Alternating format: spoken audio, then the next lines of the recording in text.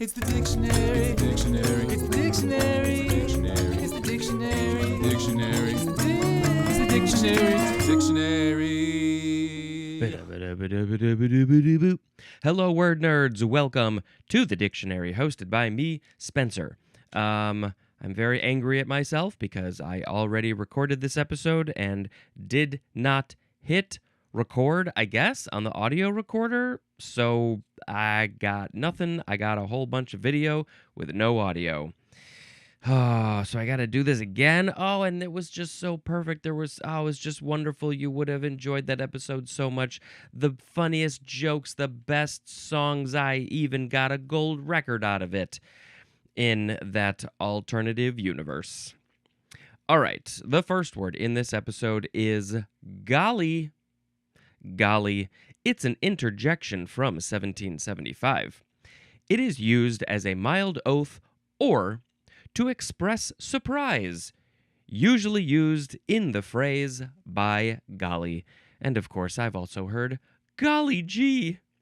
Golly gee willikers, Mr. Wilson, how did you fall into the garbage bin? I think of Dennis the Menace. This word, golly, is a euphemism for the word God. So people thought, you know what? I'm not saying God. I'm saying golly. That's completely different than saying the word God. That's fine. I'm good. Okay, it's time for a sound effect. Oh, my sound effect shall be... Ugh. All right, next we have Gomorrah. Capital Gomorrah, noun from 1850. It is a place notorious for vice and corruption. Well, let's talk about the etymology. This is from Gomorrah, which was an ancient city destroyed by God, or by golly, for its wickedness in Genesis 19. When I was recording this episode yesterday, I went and looked this up. I looked it up onto the old internet device, and it told me that this is from the story of Sodom and Gomorrah. I shall put a link in the show notes for that, all of that information. But basically, what's the deal? What's the deal with Sodom and Gomorrah? They were ancient cities destroyed by burning sulfur from heaven due to rampant wickedness, inhospitality, and social injustice of their inhabitants. So there were three sections. There was the warning. Beforehand, God revealed his intentions to Abraham. Abraham famously pleaded for the cities to be spared if even a small number of righteous people could be found, but the cities failed to meet this threshold. Then there was the rescue of Lot. Two angels were sent to rescue Abraham's nephew Lot and his family. So Abraham was like, I don't think that they're gonna find just a handful of people, so I'm gonna get my nephew out of there and his family. They can come too. When the men of Sodom surrounded Lot's house, demanding to sexually assault the visitors, the angels blinded the mob and escorted Lot, his wife, and his two daughters out of the city. So who is demanding to sexually assault who? What? And then Lot's wife, as the family fled, they were commanded not to look back, but Lot's wife disobeyed.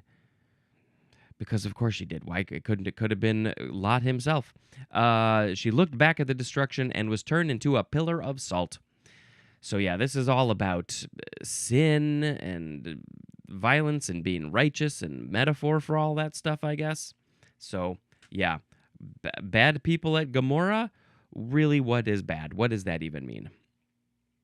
All right, let's move on to the prefix. I think it would be gon or gono.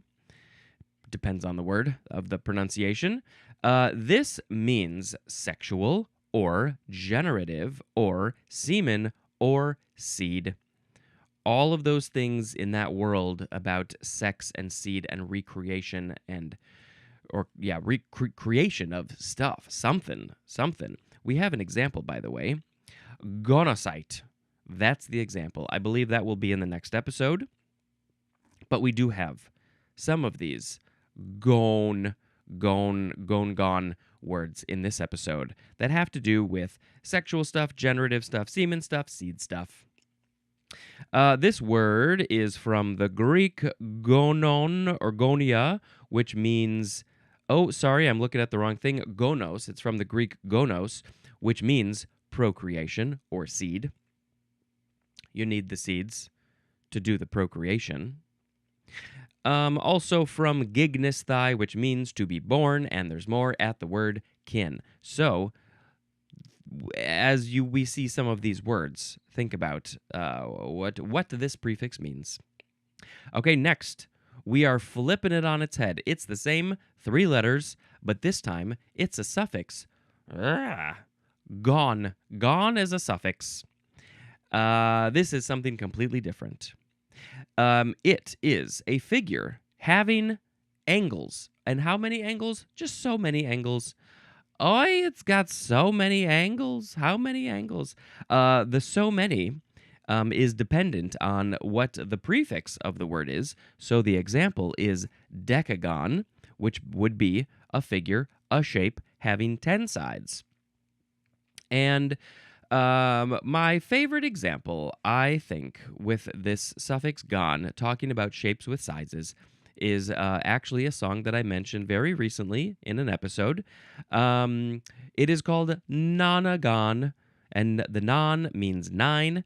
So the chorus is all about a nine-sided shape.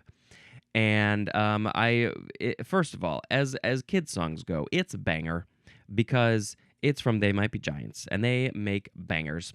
But it's a very simple song talking about different shapes, starting with triangle with 3 sides and going to nonagon, which has 9 sides, and all of them in between. But when each shape is mentioned, there is a musical thing that matches the number of their sides. And so, for instance, when they mention triangle, there's a musical thing that goes wah, wah, wah, which is 3. And then for square, it goes wah, wah, wah, wah. But it's a different sound each time, and I really enjoyed that part of it. Let's look at the lyrics for this song. It's a wonderful song. Everybody at the party is a many-sided polygon. When a guest arrives, they will count how many sides it has on. Standing by the window over there is a shape with 4 sides, so it's a square. And the one who has 9 is looking fine, and its name is Nonagon. That's all I'm gonna sing to you. That's all you get. You gotta go check out the song. It's fantastic. Let's look at the etymology. This is from the Greek goni, which means knee, like your knee that bends. And I think it's the idea of the sides of the shape. They're like bending at the knee. So now, of course, I would like you to draw me a picture with your hand and brain and make a nonagon. Let's make a nonagon that all the sides are legs and knees, and it's just knees all around. 9 knees and 9 shins or thighs. Which one is it? All right. That's something that I want from you. And now we got to move on to... We have gonad. Now, this is the first word that's using that gone prefix. This is a noun from 1880.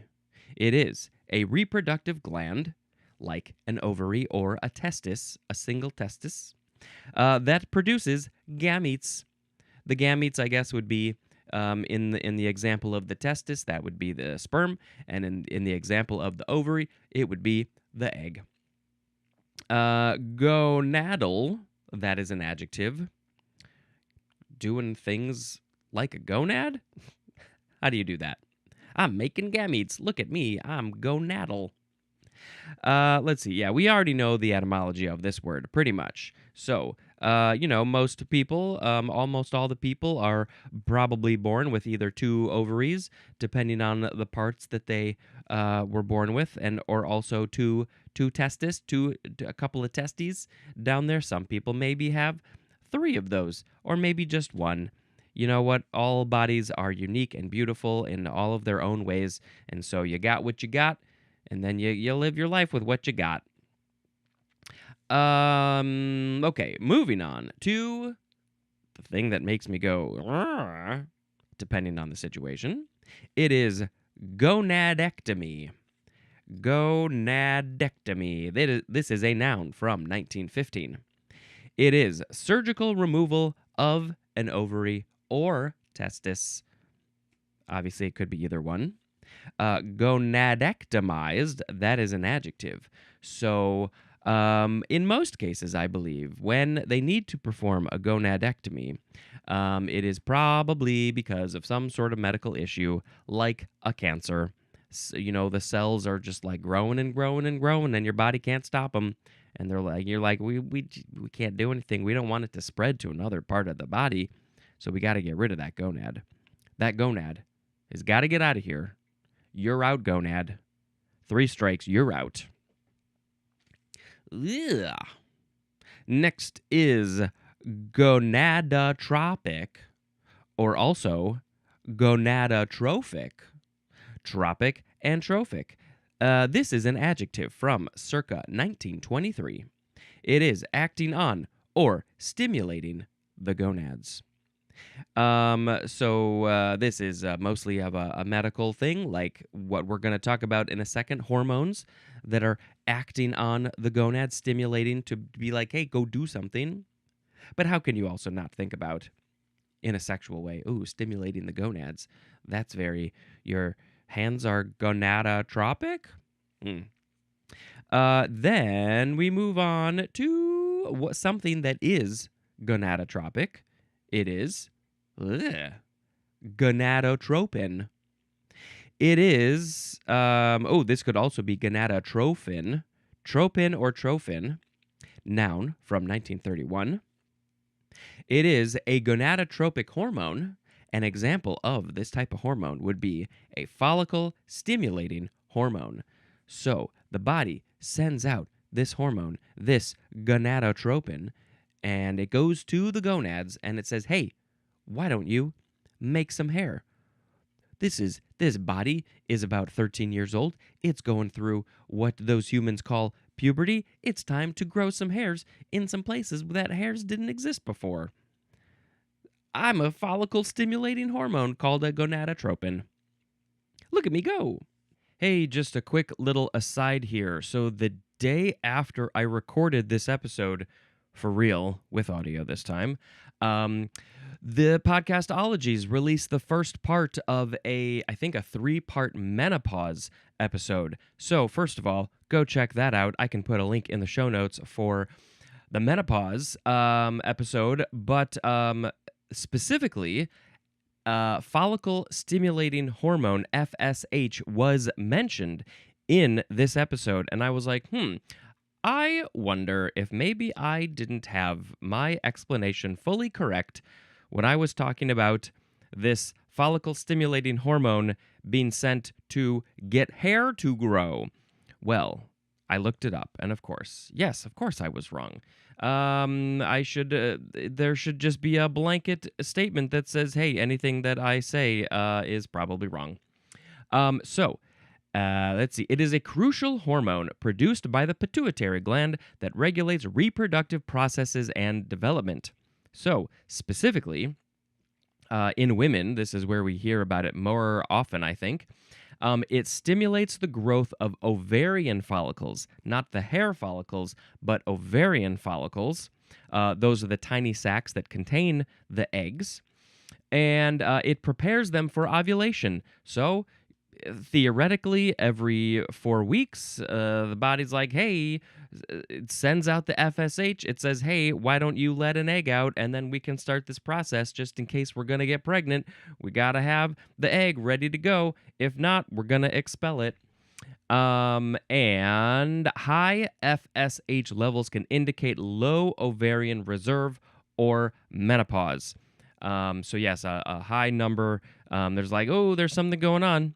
maybe you're going through perimenopause or menopause. You don't got a lot of ovary eggs left, so it's like, hey, we got a lot of FSH just hanging out, not doing much. In men, the FSH is essential for regulating and maintaining normal sperm count and function. What even is normal? So, yeah, just wanted to give a little bit more context because what I said wasn't really all that accurate in general. On to the show. All right, next. We have gonadotropin-releasing hormone. Okay, now, what is this? There is a hyphen between gonadotropin and releasing, by the way. So it's a hormone that's releasing gonadotropins, which are also hormones? Noun from 1974. It is a hormone secreted by the hypothalamus that stimulates the anterior lobe of the pituitary gland to release gonadotropins. And examples of those gonadotropins would be, well, the one that we already learned about, the follicle-stimulating hormone, and also luteinizing hormone. And I'm not sure what that is because I haven't gotten to the L's yet. We'll learn about that later. The gonadotropin-releasing hormone can be abbreviated to GnRH, where the N is lowercase and the others are capitalized. And it is called also luteinizing hormone releasing hormone, which is too much to say. I'm sorry, objectively, that's just too much. Luteinizing hormone releasing hormone. Not gonna do that. Okay, so the hypothalamus, I think it's in the brain. It sends a gonadotropin releasing hormone to the pituitary gland to say, hey, why don't you release some of these gonadotropins to the gonads to go do some stuff? And then the pituitary gland's like, all right, cool, let me do that. And they send it out. And then it's like, oh, here, luteinizing, follicle stimulating, stimulate those follicles, gonads. Moving on to, we have gond, capital G-O-N-D. It is a noun from 1801. It is a member of a Dravidian or pre-Dravidian people of central India. And I did a quick lookup of this yesterday, and I'm trying to think if there was anything specific or interesting that I learned. Let's see. They're indigenous. Largest indigenous tribal communities in India, primarily residing in a few of these places that I cannot pronounce, and I don't want to be disrespectful. Let's see. And they specialize in this gond art. So look up some gond art. Maybe I should post some gond art on the social media. And then we have Gandhi, just added an I. This is a noun from 1848. It is the Dravidian language of the Gonds. So the Gonds speak Gandhi, and you will notice that that word is very similar, identical in sound to Mahatma Gandhi. And I assume that there's a connection, but I couldn't quickly find one when I recorded this before. So there were his ancestors from the Gandhi people, but I believe that name was a name that he took on later. So I don't really know. I don't know if there's a connection between Gandhi and Gandhi. Two words that sound the same. Now we got to move on to gondola. Now, this actually has two pronunciations. Gondola is usually for sense one, but there's also gondola. Noun from 1549. Number one, a long, narrow, flat-bottomed boat with a high prow and stern used on the canals of Venice. Oh, I've heard about these. I've seen pictures and video of these. The person pushing the gondola, we'll learn about their name pretty soon. They're just there to allow people to, I don't know, maybe have a romantic smoochy smooch in the back of their gondola, just going down the canals of Venice. Oh, I would love to go down a gondola and experience that city, that town, and what an interesting experience. And you have to call it a gondola not a gondola. Let's see. Anything else about that? Well, we have more similar but different things. We have number 2, a heavy, flat-bottomed boat used on New England rivers and on the Ohio and Mississippi rivers. So, I think they were like, well, Venice has this thing called a gondola. We can have our own gondola here in America. We're going to make it our own shape. We're going to go down rivers that aren't Venice. And now, is this one called a gondola or is it called a gondola? That one I'm not sure about. Okay, and then number 3, a railroad car with no top, a flat bottom, and fixed sides that is used chiefly for hauling heavy bulk commodities. So after these 3 definitions, you would think that a flat bottom is required for a gondola or a gondola. We shall find out shortly that that is not the case. But so far, flat bottoms seem very important. Oh, look at that flat bottom gondola. What a beautiful flat bottom that gondola has. Now we have number 4A. An elongated car attached to the underside of an airship. That's a gondola or a gondola? What do you put in your elongated car underneath an airship? 4B. An often spherical, airtight enclosure suspended from a balloon for carrying passengers or instruments. What sort of instruments are you putting in this gondola? Okay, so now we've got 2 that are underneath things that are flying through the sky, not a boat at all. 4C. An enclosed car suspended from a cable and used for transporting passengers, especially one used as a ski lift. It's going through the air. Oh my gosh. So the etymology says that this is Italian dialect word, specifically the Venetian dialect. That would make sense. And probably from the Middle Greek contura, which means small vessel. So that's all it is. It's just a small vessel. Doesn't have to be very big, although I am curious to know how big are these cars that are attached to the airships and the balloons. They can't be that small. They could be that small. I don't know. Depends on how many people and instruments you need. Okay, now, did we talk about all the gondola words definitions? Yes, I think we did. And now we have a related one. It's gondolier. Gondolier is a noun from 1603.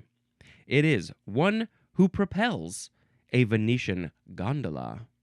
The person, I don't think they're rowing. They're like more pushing it along because I think the bottom of the canals in Venice are not, it's going to change, I guess. They're not very deep, so I think, yeah, they just have a stick and they're just pushing them along. Who knows what's down there underneath the channels of Venice? What's underneath the gondola? All right, now let's go on to one more word for this episode. It's the word gone, or some people say gone. Adjective from 1598. Number 1A, the synonyms are lost and ruined, as in lost looks and gone faculties. That is a quote from Penelope Gilliatt. When you get old, maybe you have lost looks. Your looks are gone. Those beautiful looks that you used to have, and also your faculties are gone. Your faculties are lost and ruined.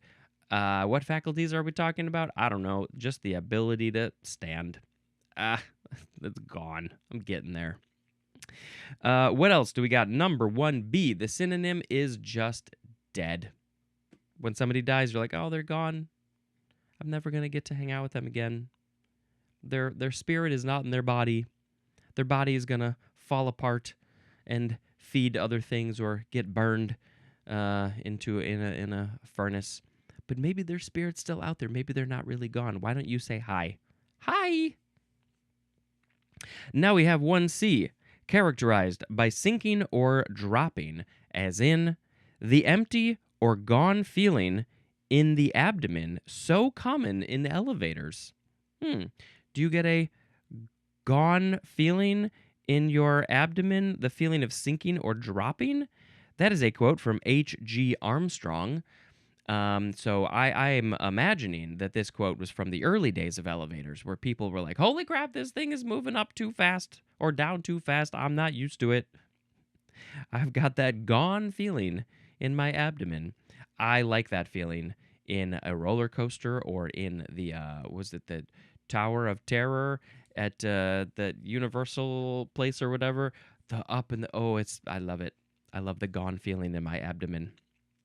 Then we have 2A. The synonyms are involved and absorbed, as in far gone in hysteria.